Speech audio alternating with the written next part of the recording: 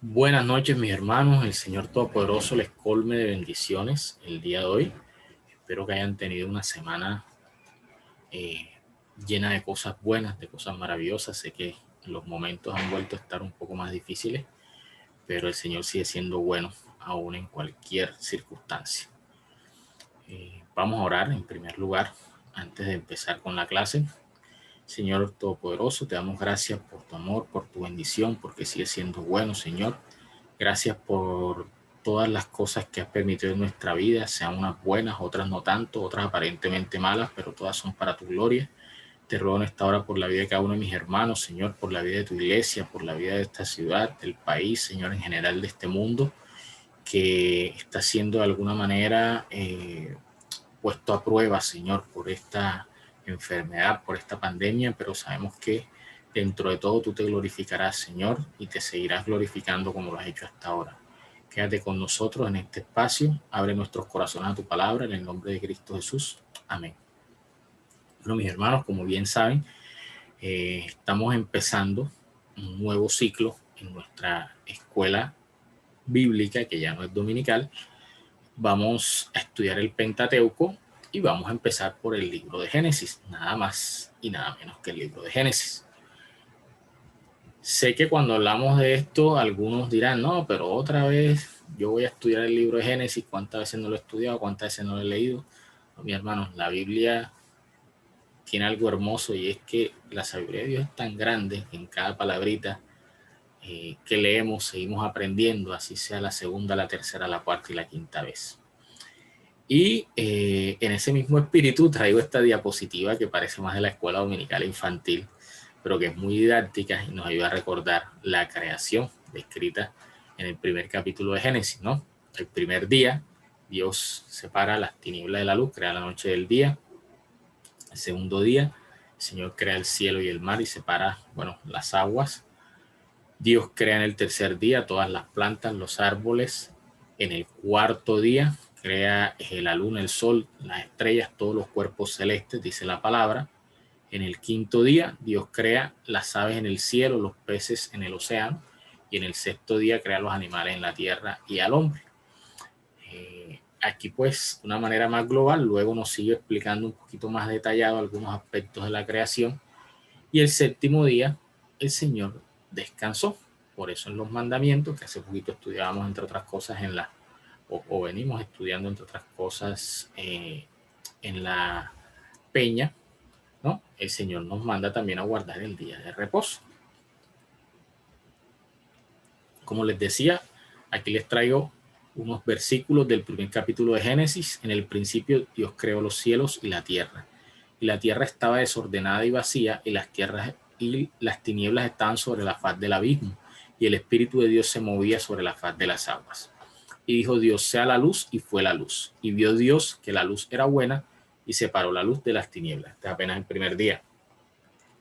Aquí podemos leer con detenimiento, pues imagino que ustedes lo harán más adelante, repasarán la obra creadora de nuestro Señor, donde Él crea, forma todo lo que existe. En general, todo lo que existe proviene del Señor. Y de aquí empieza o se basa toda nuestra fe. O sea, si nosotros no creemos esto, el resto, o sea, ¿cómo lo vamos a creer? Entonces, es importante tener en cuenta esto y que la creación de Dios, lo que los científicos llaman la teoría creacionista, realmente no, no, digamos, no pelea con las evidencias científicas, en realidad, porque la evidencia científica muestra ciertos procesos, cómo se llevaron a cabo, más no exactamente cómo fueron creadas las cosas.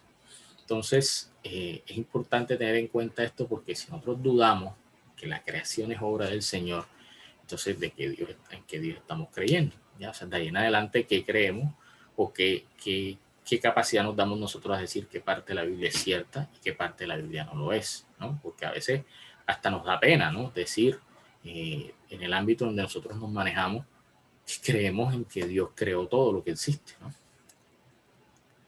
Entonces, el Señor crea todo y posteriormente crea el huerto del Edén. Esta fotico que ven aquí no es más que para representar el huerto del Edén, donde se da una serie de acontecimientos que vamos a explicar hoy. Pues sé que esta imagen nos va a recordar a más de uno la portada de ciertos libritos que hemos leído, pero sí se ve todo bonito, todo hermoso, el corderito al lado del león, ¿no? Y el ser humano del otro lado. Nos parece imposible en este momento de la historia, por lo que conocemos, que eso pudiera suceder, pero esas cosas sucedían.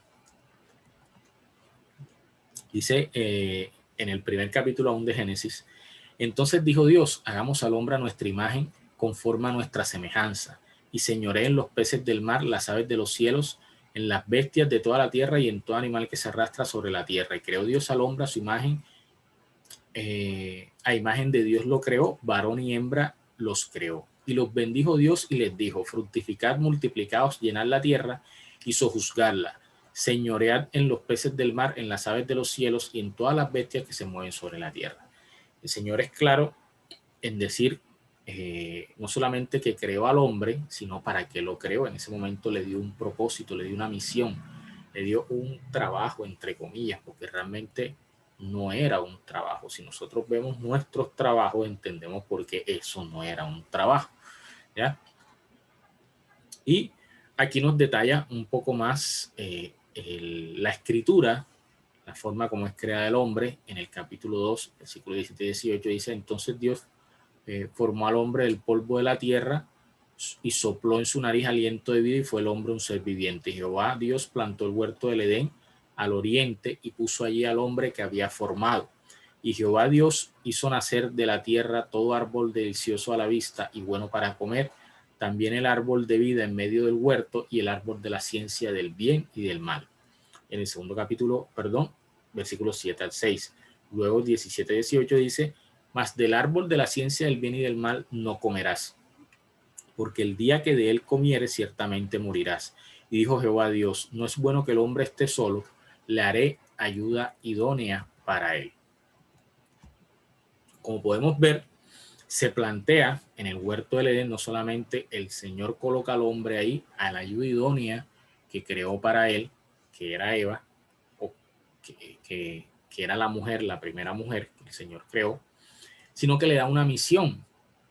Como le decía, no se puede decir trabajo, realmente yo diría más bien era como una especie de inquilino supervisor, porque no podemos decirle administrador porque no contaba absolutamente nada, y tampoco le podemos decir mayordomo porque no labraba la tierra ni hacía ninguno de ese tipo de trabajos, ¿no? Esa era el tipo de vida que se llevaba en el momento de la creación, o la misión que tenía el hombre en ese momento. Y todo iba muy bien hasta ahí todo va perfecto. Pero resulta y pasa que esta imagen creo que no necesita mucha explicación, ¿no?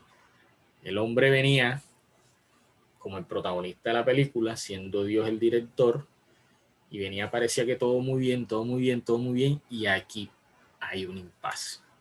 Y es que llega el pecado, la desobediencia a la humanidad por medio de los primeros hombres que existieron, que fueron Adán y Eva. Resulta y pasa que el Señor, como habíamos visto, no solamente le había dado una misión o un propósito a Adán y Eva, sino que también le había dado un mandamiento, ¿cierto? Les había mandado, le había ordenado y les había prohibido comer del árbol de la ciencia del bien y el mal. Y resulta y pasa que les había dicho que si esto sucedía, morirían. Pero no, la serpiente estando ahí le dice, entonces la serpiente dijo a la mujer: no moriréis, sino que sabe Dios que el día que comáis de él, serán abiertos vuestros ojos y seréis como Dios, sabiendo el bien y el mal. Y vio la mujer que el árbol era bueno para comer y que era agradable a los ojos y árbol codiciable para alcanzar la sabiduría, y tomó de su fruto y comió, y dio también a su marido, el cual comió así como ella. Mis hermanos, aquí empieza a dañarse todo, entre comillas, ¿de acuerdo? ¿Por qué empieza a dañarse todo? Porque a nuestros ojos empieza a dañarse todo, pero ya el Señor tenía claro que esto sucedería. La serpiente es la primera, no solamente miente, sino que calumnia, levanta falso testimonio. El primer falso testimonio levanta la serpiente en contra del Señor y dice que no, que el Señor es un mentiroso, que realmente eso no es así como él dice, que no morirán.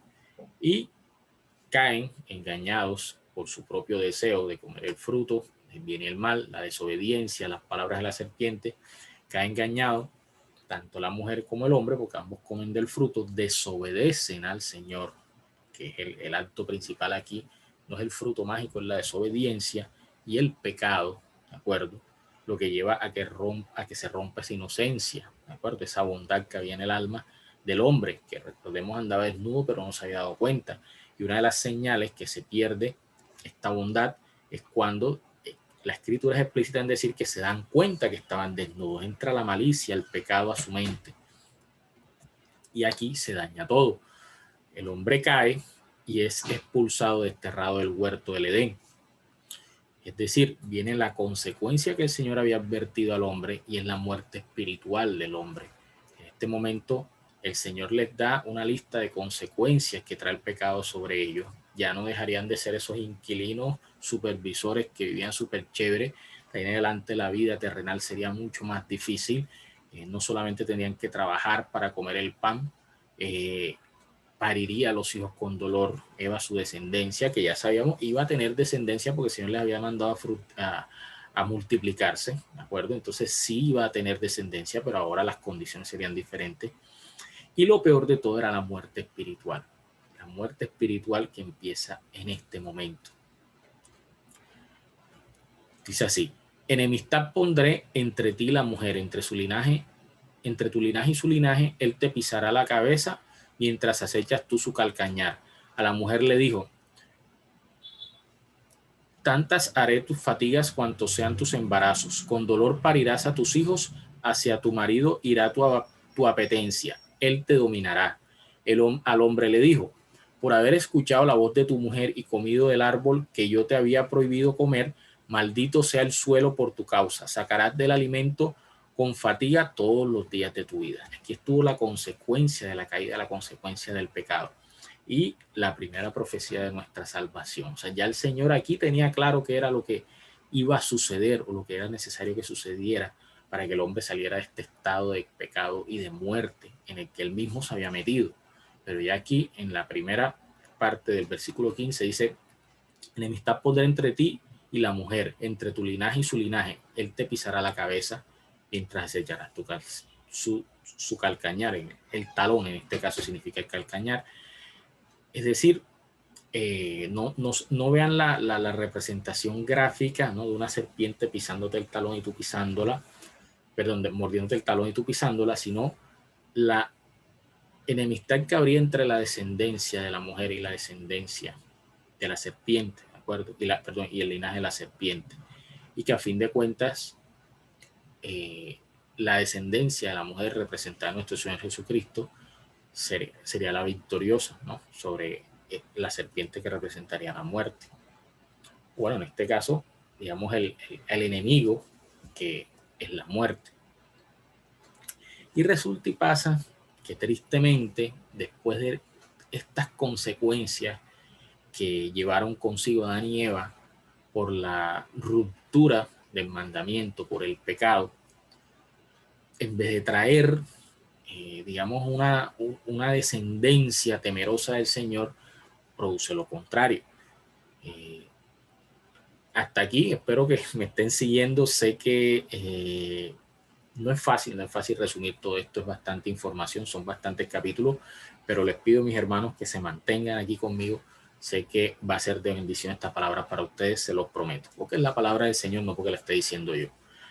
Entonces, como les venía diciendo, contrario a lo que pensaríamos, que una vez sufría la consecuencia del pecado, la descendencia de Adán y Eva, reconociendo estas cosas sucedidas, serían más cautelosas y más ávidas en obedecer al Señor. Pasa totalmente lo contrario. El pecado trae consigo más pecado y la maldad, en vez de bajar, empieza a multiplicar en la medida que el hombre se multiplica en la tierra. Estos dos personajes, algunos lo reconocerán con esta fotico ilustrada, ¿no?, pero estoy seguro que con esta todos los reconocen, ¿no? Caín y Abel. Sabemos la historia. La ofrenda de Abel era agradable a los ojos de Dios, la ofrenda de Caín no, porque Abel la daba con un buen corazón, o más bien con un corazón de entrega, de reverencia, de adoración a Dios, mientras que Caín no lo hacía con ese corazón.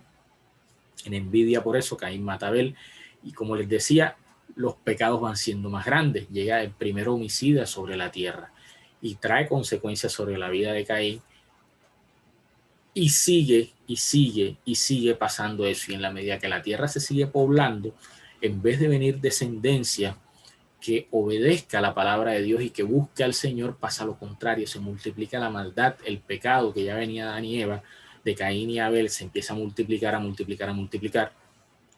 Y llega un punto en que ese hedor de pecado llega hasta el Señor a tal punto que le genera el deseo de acabar y exterminar con el pecado en la tierra. ¿Y cuál era la única manera? Pues exterminando a los pecadores.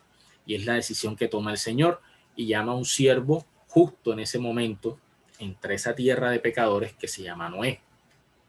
Todo el mundo conoce la historia de Noé, hasta los ateos conocen la historia de Noé, hasta las personas que en algún momento fueron cristianos y ya no quieren estudiar más la palabra, recuerdan la historia de Noé, o por lo menos que en algún momento escuchaban la palabra. Casi todo el mundo, por lo menos los que han tenido algún contacto con la Biblia, recuerdan esta historia. Es la que más se le cuenta a los niños y las que más vemos en las películas, los muñequitos. En fin, lo que les quiero decir con esto es que todos sabemos la historia de Noé, pero debemos tener claro el concepto de esta historia, qué es lo que significa. El Señor toma la decisión de acabar con la maldad, acabar con los hombres pecaminosos. Le encomienda a Noé crear un arca donde quepa una pareja de cada animal, él y su familia, porque da una promesa de destrucción a la tierra. Noé advierte las palabras del Señor, nadie le hace caso, todos se burlan, dice la palabra, se casaban y se daban matrimonio, que quiere decir llevaban su vida común y corriente como si nada hubiese pasado, seguían en su maldad, en su pecado, y el Señor lo que dice lo cumple, manda un diluvio que acaba con la mayoría de la vida sobre la tierra, dejando solamente con vida a los que estaban dentro del arca, que eran los que él había escogido para repoblar la tierra. Una vez eso sucede, pasa un tiempo en el que están todavía bajo, digamos, navegando en las aguas del diluvio. Luego de un tiempo encuentran tierra y el Señor hace un pacto con Noé. El primer pacto que hace el Señor después de la caída del hombre lo hace con Noé. ¿Ya? Por eso tiene tanta importancia esta historia, como les decía, aunque todos la conocemos entre comillas, es importante que todos tengamos claro cuál es todo lo que acontece aquí. Dice así la palabra en Génesis 9, del 6 al 12. El que derrame sangre de hombre, por el hombre su sangre será derramada, porque a imagen de Dios es hecho el hombre.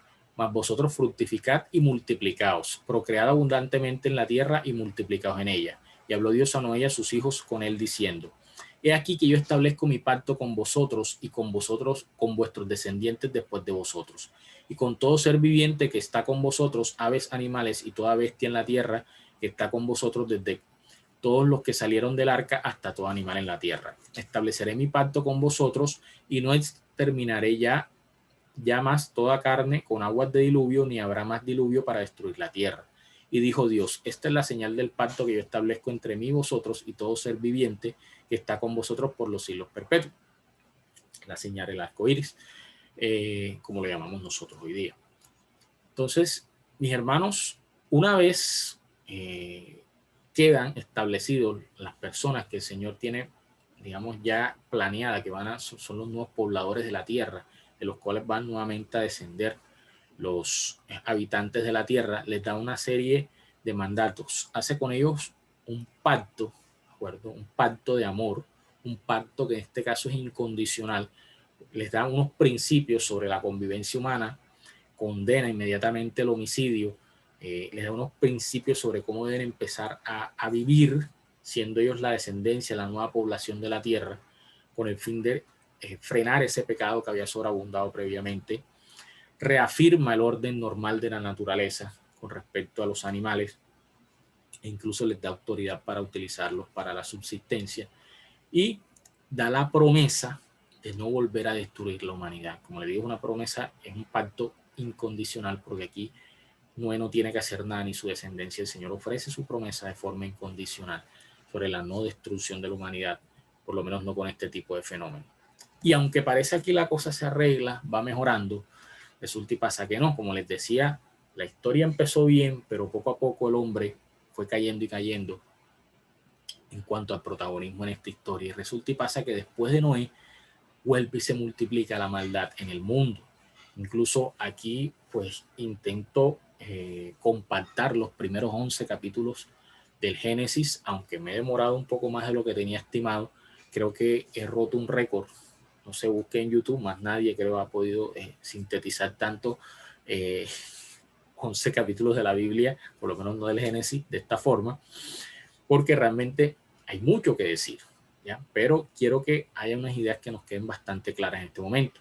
La maldad se multiplica nuevamente e incluso en este momento llega la historia de la Torre de Babel, que no es más que los seres humanos que estaban habitando todos en este mismo lugar, decían hacer una torre que llegue hasta el cielo como una manera de llegar a donde está Dios, ¿ya? De una manera similarse a lo que es Dios. Dios les castiga tal atrevimiento, tal arrogancia, genera aquí lo que es las distintas lenguas entre cada uno de ellos, de tal manera que no pueden comunicarse el uno con el otro y los dispersa, ¿ya? Y no pueden llevar a cabo la obra, que sabemos no iban a alcanzar a Dios, pero sí estaban pecando al construirla por el propósito de la misma. Entonces, y sabemos que tenía que ser una obra tremenda, dice la Biblia que aquí estaba empezando a usar el ladrillo, si no es más lo que entiendo, ¿no? No sé mucho de construcción, pero es lo que entiendo en los pasajes. Pero lo que quiero que quede claro es que ya el hombre aquí nuevamente multiplica su maldad.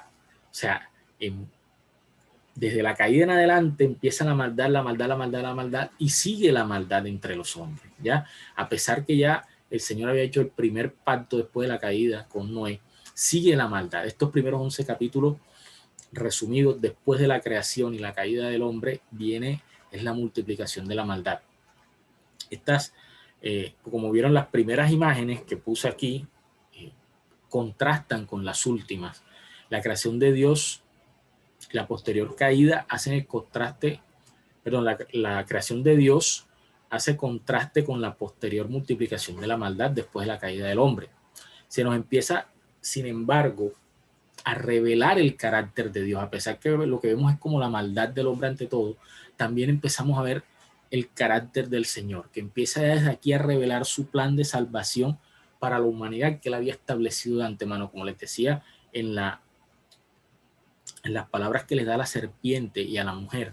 Vemos desde ya el plan que el Señor había gestado para reconciliar al hombre con él. Recuerden estos versículos del Génesis 9, 12 y 16. Dijo Dios, esta es la señal de la alianza que establezco para futuras generaciones, entre yo y vosotros y todo ser vivo que os acompaña.